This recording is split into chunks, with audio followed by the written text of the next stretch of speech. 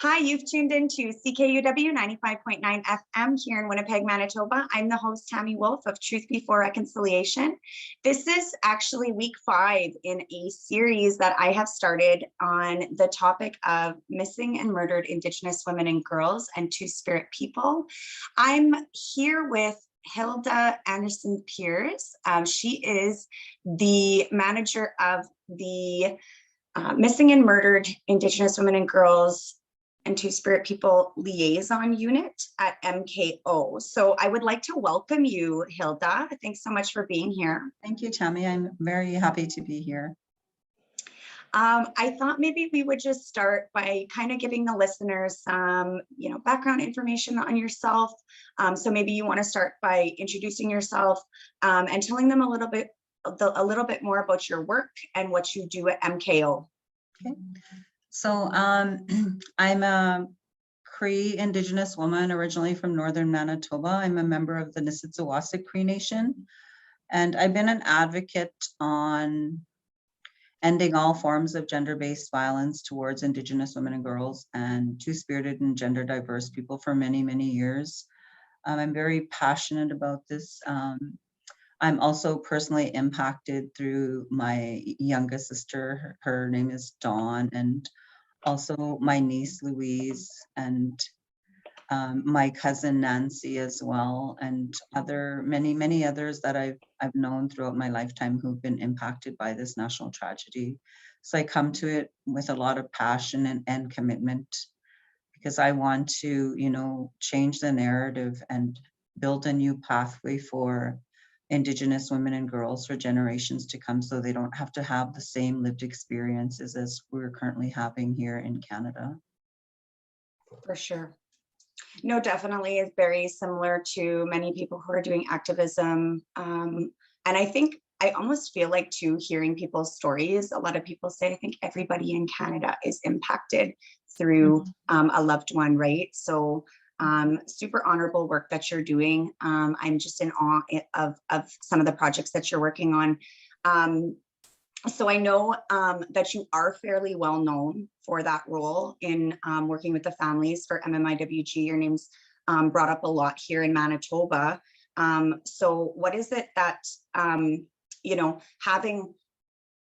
having that connection, so what was it specifically that brought you to that work? Like, how did you come to know your role at MKO? Well, I think it was something, it is always about like standing in your truth and walking in your truth and using your voice to elevate the voices of those who've been silenced, and just carrying that sacred responsibility and knowing that, it was almost like I didn't really choose the path. It was just like all of a sudden I was on this journey, like even before we lost my sister as well. I was already doing a lot of advocacy, because I think, I basically, as an Indigenous woman, you're born political, as our grandmother Thelma Morrisseau has often referred to that. And coming from, right from when I was a young child, just the devastating impacts of resource development and seeing, my father and my other relatives like fighting, against resource development, and learning from a young age that, being Indigenous, you had to be political, in order to fight for your rights and your place. So it just kind of, through right from when I was a little girl, I was always told that I was pretty candid and pretty vocal. So it just kind of, I guess, naturally progressed to where I am today. And I'm just always reminded of, like, where I came from, where I am today, and to never leave anybody behind, that you have like privilege of opportunities where you can bring those who are following you or who are not already on your path with you, to never forget them, to always carry them with you. Because I always say it's a very sacred bundle that we're carrying when we're, advocating to end all forms of gender-based violence against Indigenous women and girls and two-spirited and gender diverse people. It's like no one should ever get left behind. For sure.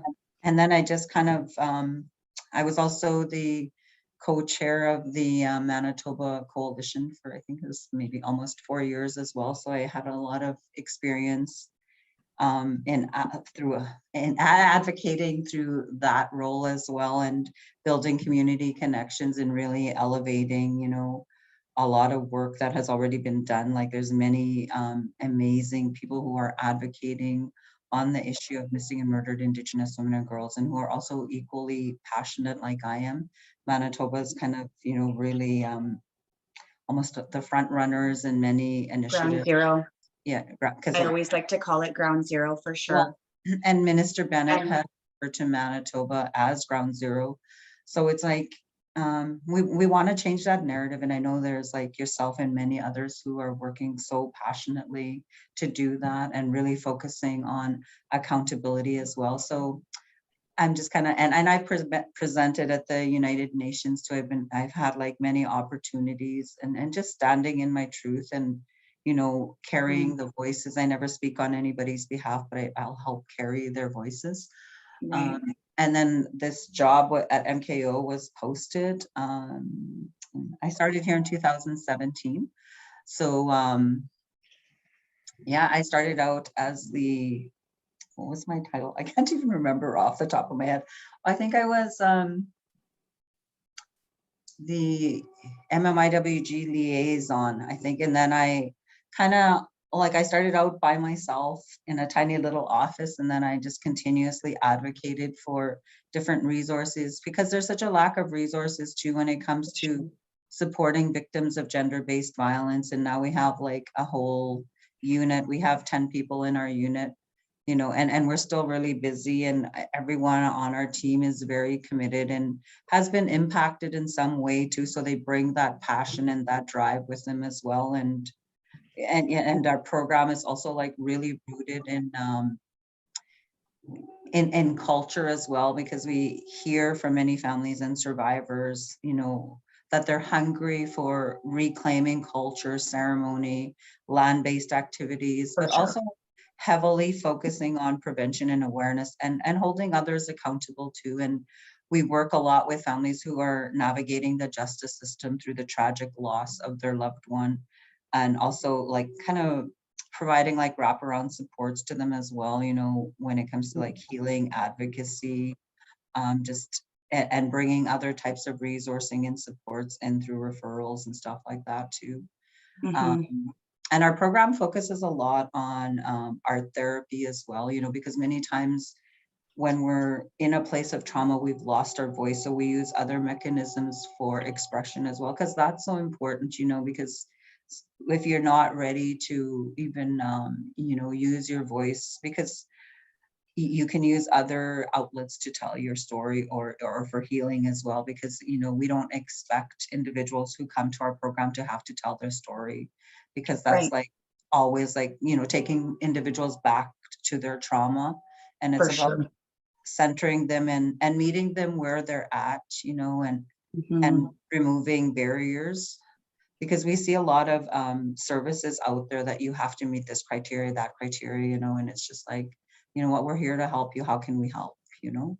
And just like, what do you need from us right now? Like everybody's on a different journey, and you can't put everyone in the same place, because everyone is like in different places, and you have to respect that, you know, and it's not up to you to change their scenario. You're there as a helper, and you're there sharing your gifts, you know, your tools, and like everyone has an individual responsibility of, you know, what tools they pick up on their journey as well. And we totally respect that.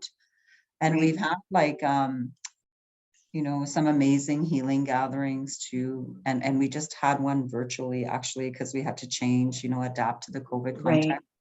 And it was really amazing. We were just a little worried, because we know that when you're dealing with trauma as well, that, you know, you want to ensure that you're there, you're present, you're able to support. So we had to do a lot of background work, especially like, because there was attendees right from across the province of Manitoba.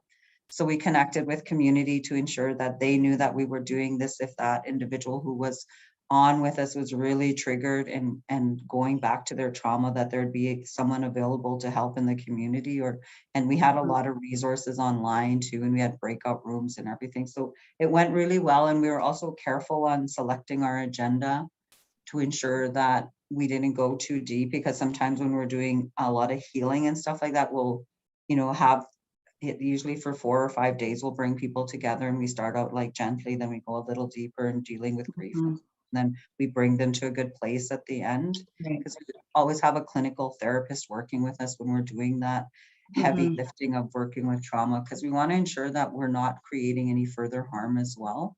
So it's really important. Like I always say to individuals, when you're working with impacted family members or survivors of gender-based violence, you must come from a trauma-informed and dignified approach as well. Like, to have the skill sets, and also to have, give dignity when you're providing supports and resources. That's really critical.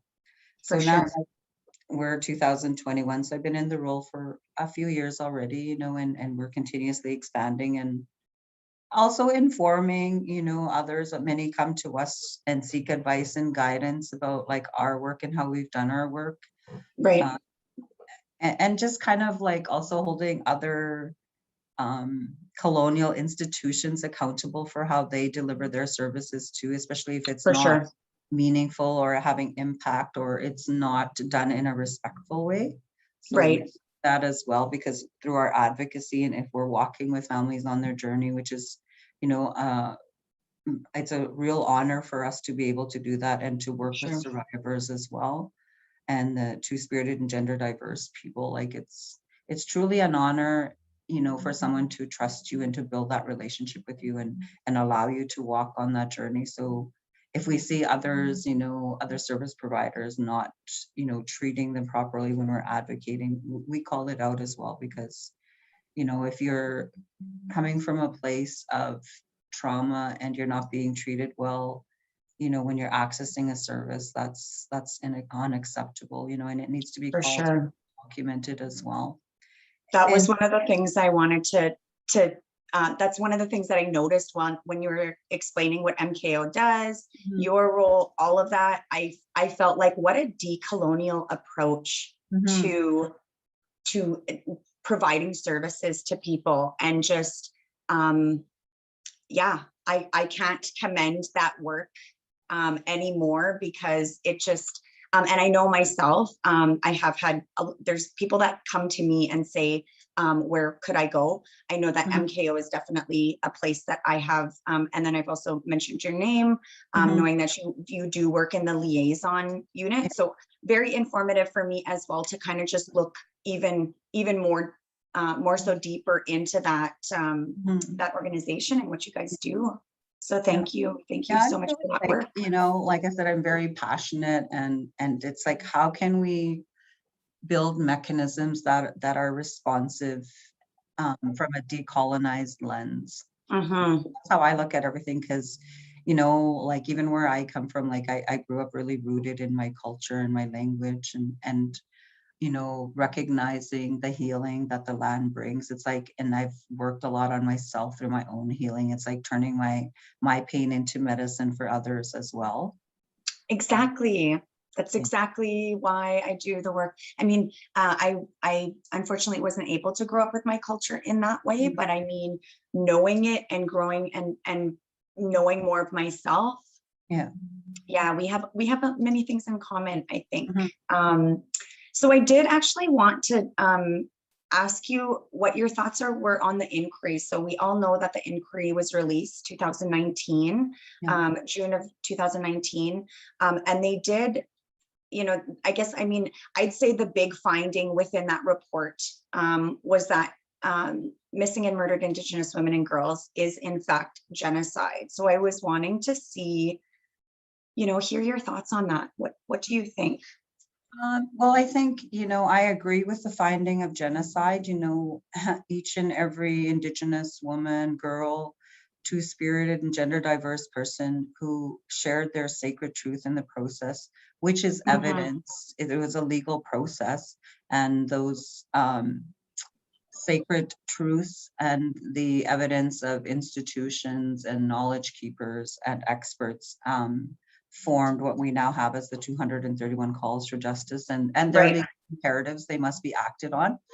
So I think it really highlights the immediate, short-term, medium, and long-term responses that are required, that are, have been identified through the narrative of the 231 calls for justice. So like we're soon will be approaching 2 years of the launch of the final report, and I know there's Right. happening around the National Action Plan, and all provinces and territories are required, to provide a response and be part of that National Action Plan, because they all signed on to the national inquiry. And it was a huge opportunity, Right. and basically it's historic as well, given the fact that we've never had a national inquiry that focused on gender, especially Indigenous women and girls, and two-spirited and gender diverse people. So Right. I found that it was a very sacred process, but also, very triggering and traumatizing to some, having to retell your story and relive your trauma. And others found healing in the process as well. It was a place to tell their story of their loved one or their lived experience as well. So, there was some people who, supported the inquiry and some who didn't. I personally, with my family, participated in the process of sharing, our lived experience of losing my sister and dealing with institutional failures. Right. So, and I also participated as a support in my role. And then I also participated through our organization, the Manitoba Kiwatnako Kimakinac, being a party with standing. Right. And then we also participated through the Manitoba Coalition as a party with standing. So I have a lot of intimate knowledge about that whole process.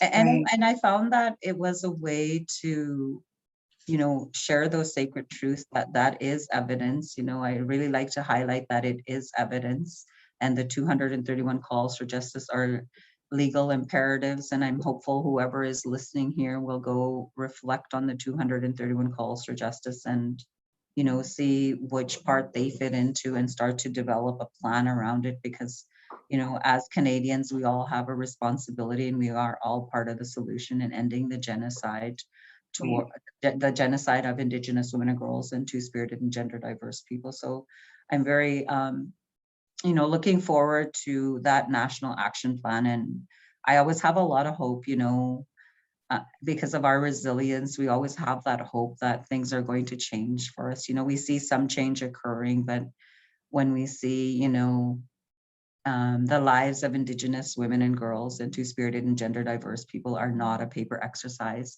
We need actions, that are tangible and that the impacts are felt on the ground. For sure. No, definitely. I mean, that kind of really answers my next question. You talked about the National Action Plan, and then you also touched on, almost coming up to the 2-year anniversary of that document, right? And I mean, one of the things that I've kind of been looking at, there's only 2 reports that have been released since that time. One by the Vancouver Police Department, I think in October or November of 2019, and then the Yukon just released their report. And so, you kind of already answered that with where that's going, right? I guess actionable measures. I know that we had discussed just before this interview as well, some of the actions that are being taken locally in Manitoba. So I thought maybe we'll switch gears. I thought maybe if you wanted to highlight one of the memorable people, one of the cases in Manitoba for people. I know that a lot of people hear names like Tina Fontaine, people hear names like Claudette Osborne here in Manitoba. So who would you like to highlight? I think I would have a difficult time highlighting one specific case, only because, the significant loss of any Indigenous woman or girl or two-spirited or gender diverse people is it impacts, the family, but it also impacts the community. And each time, we're carrying so much heaviness in our hearts by how many Indigenous women and girls and two-spirited and gender diverse people we've lost to homicide, or they're missing, or Right. they've experienced gender-based violence. It's really difficult just to highlight one because they're all so equally important and all so For sacred. sure. No, I appreciate that answer. I know that some of the other people that had come on had specifically talked about one individual that had, touched their heart. I know I speak a lot on my mother's. I thought maybe you wanted to, I wasn't sure if you had a family member, which you have said that you Yeah. have. So I can really appreciate that. And sharing that with us today. So maybe talking a little bit about stereotypes. I know that you have so much knowledge and also experience within the field of MMIWG and advocating. So if you had to, look at some stereotypes that are associated with MMIWG,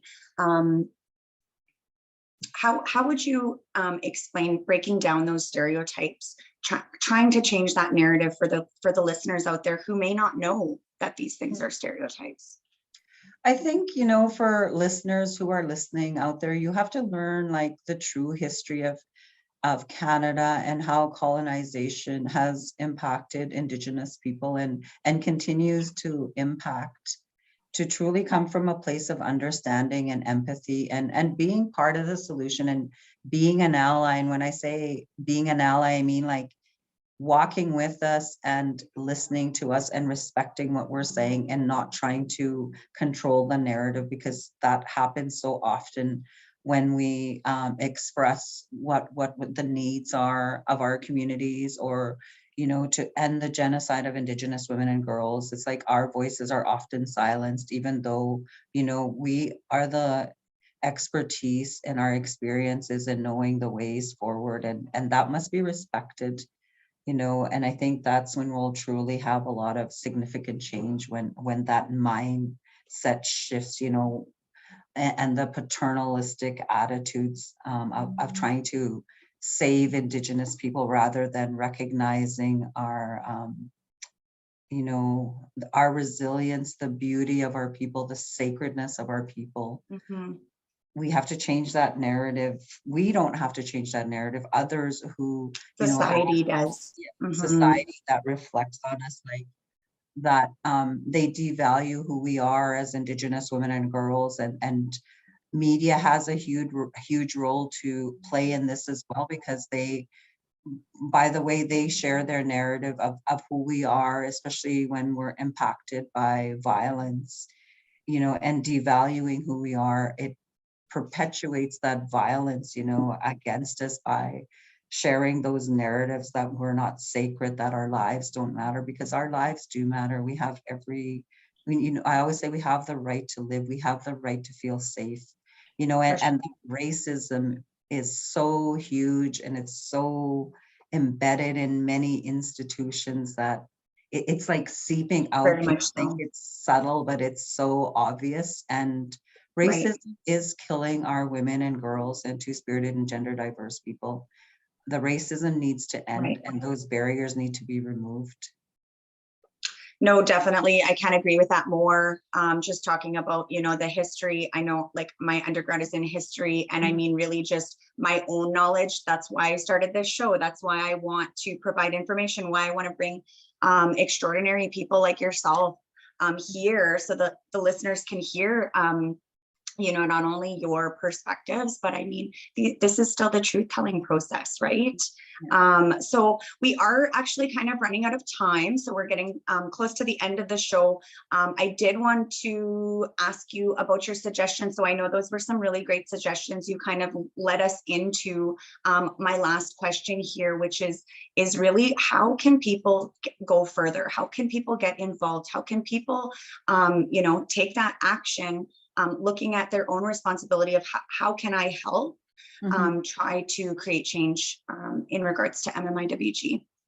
I think it's The first step is, reading the final report from the national inquiry, but also really, reflecting on the 231 calls for justice and raising awareness, like where do I fit in, and sharing that information out there.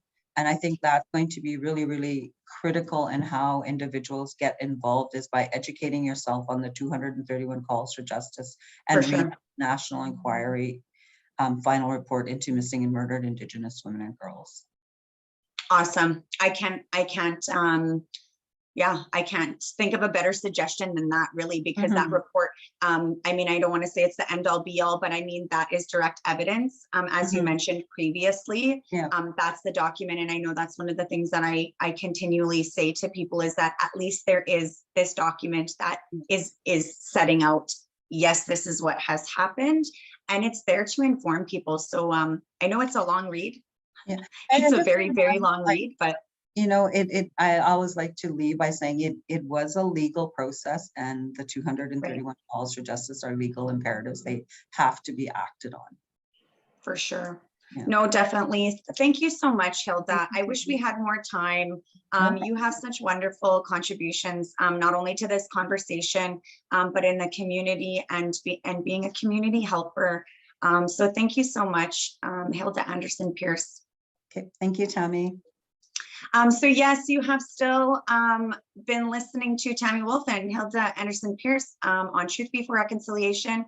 This is CKUW 95.9 FM. Please do come back next week. We will have another guest in the series here on MMIWG2S. I hope you guys found some informative information today. Thanks again, Hilda. Thank you.